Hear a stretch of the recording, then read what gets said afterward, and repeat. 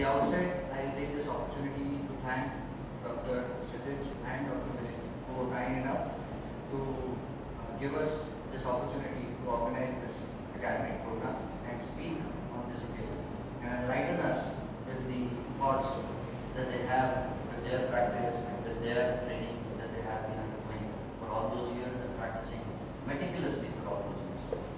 And before we start, I would request our Managing Director, Dr. Mahesh, to kindly welcome Dr. Kshitij and Dr. Vinay with our bouquet. And sir, please kindly come.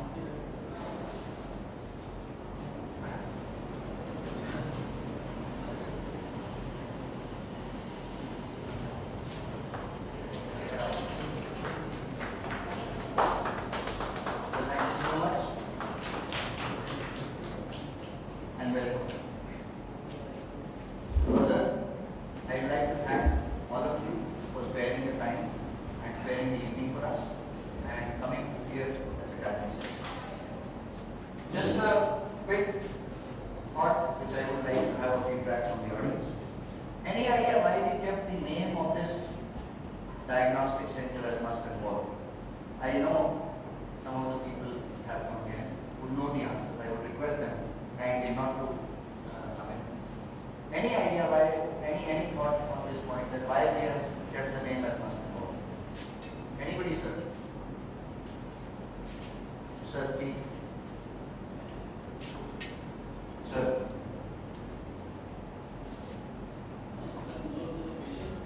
Yes, must and more for the patient. Yes. Thank you very much. Any other thoughts on this? Well, if not, I'll take you through the journey what we have planned for in just 2 minutes, what we have done in 2 years. Well, all medical service providers maintain a certain standard, and which is a must. But our on-point differentiator remains to be being more. That is why the name remains to be must and more. So we are must for sure, but then at the same time we are more. We believe in giving more, doing more, and hence getting more from the hands of God. Like we all say, health is a must, happiness is more. Good food is a must, but healthy food is more. Similarly, smiling is a must, but laughing is more. So we do more and we are more. And just to introduce, Must and More is a proposed chain of premium diagnostic centers promoted by Radiology Giant, Satyakiran Healthcare, having 24 diagnostic centers in 5 states, headed by our Managing Director, Dr. Mahesh, who is a radiologist himself, and Bachpan, a chain of play schools, having 900 play schools across the country, headed by our Executive Director, Mr. Mahesh.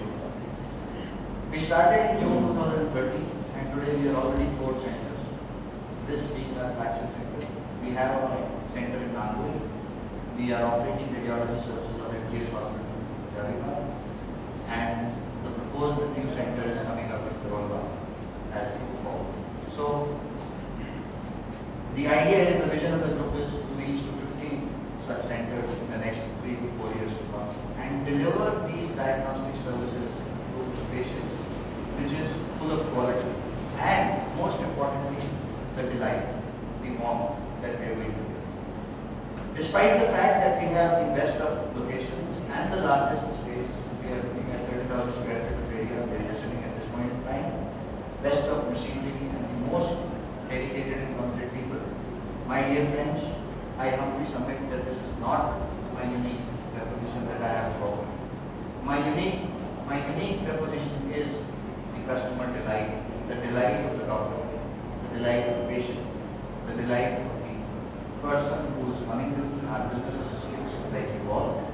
So we are dedicated to and we are committed to deliver this kind of services to you and to your patients untiringly. Well, now as far as Dr. Kshitij is concerned, I would just take you, I'll just give you a quick brief what Dr. Kshitij has been for the last 10 years. Dr. Kshitij has done his undergraduation from Maulana Azad Medical College and his post-graduation from University College of Medical Sciences, and has been trained in senior residency in Safdurjung Hospital, and has been trained in arthroscopy and joint replacement in Perth, Australia and Germany. He's been practicing for the last 10 years here near to us, and on an average he is doing close to 100 joint replacements in a year. So which speaks volumes of the capability, which speaks volumes of what the individual and what quality Dr. Kshitij is delivering to our patients who are in need. So with this brief introduction and not taking much time, I would once again request Dr. Mahesh to please come. And the second speaker today that we have is Dr. Vinay, who is a radiologist with us. He has been working in the area of radiology for the last 10 years and delivering services in terms of the finest possible reporting happening in the vicinity of the city.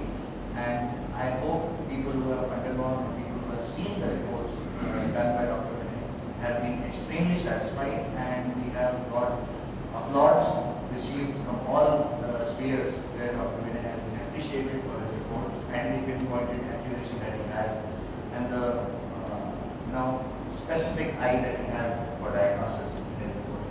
So that's about Dr. Vinay.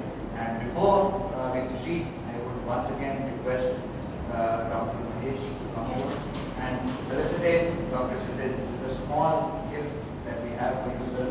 It's a token of regard for us, and it's really grateful of you that you have, agreed. Sir, thank you so much, and it's indeed an honor. Without taking much time, I would pass on the dais to Dr. Kshitij and Dr. Vinay. Today, again, we have a dual kind of presentation happening where both expertise technical hand as Dr. Kshitij and a radiological technical hand as Dr. Vinay would take a joint presentation and take you through the various modalities in which they operate and the various things that come across to you from time to time. I would request, and with due permission from sir, I would request everybody to kindly make it an interactive session, so that there are more and more questions to come, there are more and more discussions. At the end of the day, we should have something taken back home from a scientific and academic point of view, so that we are able to meet the mission that we have started under the guidance of Dr. Mahesh, that we want to deliver academic and scientific content to people who want to do it. Thank you so much. Just one minute. To add to Dr. Kshitij was saying, we have developed a concept which can be called a clinical jugalbandi. So you will see today, we have to do it in our earlier CMEs also. At the end of each CME, although all of us know everything, but there will always be finer points which you can learn. So it's not just a get together. Of course, we welcome you all here, but in the end, we should be known by our clinical standards. So do this program as a clinical jugalbandi, in which what radiologist says and what the clinician says will be a combination in such a manner that they are not separate things, investigation or operative. They are in such correlation with each other that you will understand what clinical diagnosis and how much and how results into what kind of clinical results. Thank you. One small request, if we can all put our mobile phones on silent mode, I will be really obliged. Colleagues and my seniors, today we will be discussing upon the most important aspect of the orthopedics, which includes almost like the 50% of the practice, which is the knee pain. Knee pain, which predominantly can be classified into two groups. Let's say the young people presenting with the knee pain and the older people coming with the knee pain. These are two broad classifications. We will like to discuss each of them separately. If we look at the younger patient first, now we see a lot of people coming with the age of maybe 25, 30, 35, which we never used to get, coming with the complaints in the knee pain, and they do come with most of them the complaint being the pain. We have to evaluate these patients for all possible kind of reasons. The evaluation will of course include clinical assessment, which would be like the most important aspect, which has to be supplemented by the radiological diagnosis. If we look at the broad reasons, the reasons will come down to the meniscal lesions, to the cartilage issues of the knee, the alignment issues of the knee being varus or the valgus. At times we see a difficulty with with the patellofemoral joint, which predominantly presents in the anterior knee pain, which so often most of us will complain the pain in the knee, especially going up the stairs. We do come across the symptoms like the patella going off the track, symptoms of catching and locking with the loose bodies, and of course the symptoms of instability with ACL, PCL and the other collateral ligaments getting damaged. Most of the time these are traumatic injuries. As I have already mentioned, the evaluation is mostly clinical, which has to be supplemented with radiological investigations like X-ray and the MRI. I suggest Dr. Vinay to please take over for the MRI aspect of the knee, which he will be elaborating what to see in the MRI. Good evening, everyone. As we all know, the MR is the only modality for the detailed evaluation of cartilage, ligament, tendon, and meniscus, including bone marrow edema, contusion, osteonecrosis, and so on. So, coming to routine protocols that we follow, we do T1, T2 sections in the sagittal coronal plane, GRE star images, and PD head set images in the sagittal and coronal images, which is most useful in evaluation of meniscus, and 3D sequence like dash sequences for the evaluation of cartilages. Coming to the normal anatomy of the knee joint, this is here we can see the anterior cruciate ligament and posterior cruciate ligament, patellar tendon on the PDs, on the sagittal images of the knee joint. This is the kind of MRI machine that we have with 3 Tesla Siemens MRI steam plus dot scanner. We get this sort of anatomical detail which we never seen before. We can see the anterior cruciate ligament, which is nice, thick, hypointense vein, and we can see the meniscus so nicely, which is hypointense on all the sequences. And coming to the evaluation of the planes, the menisci are generally best studied on sagittal and coronal, and PDFS images is best for evaluation of menisci, and similarly evaluation of cruciate ligament, sagittal is most useful sequences, and for the evaluation of collateral ligament, the PDFS coronal image is most helpful.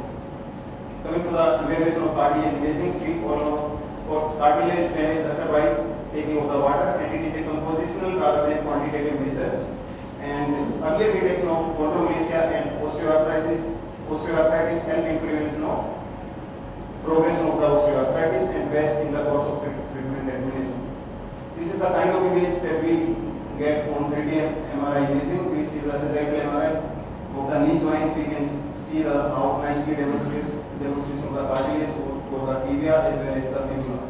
This thickness and this beautiful demonstration of cartilage we never get on 1.5 Tesla and loads strength MRI. And it is very pertinent to mention here that the cartilage, which is such a common entity nowadays under question, is so beautifully seen on the MRI, and this continuity, let's say if we find a break here in the weight bearing area, has a lot of clinical significance, which is so beautifully seen here and gives us a lot of confidence that yes, what are we dealing with exactly. Confidence for the radiologist as well as for the treating orthopedist.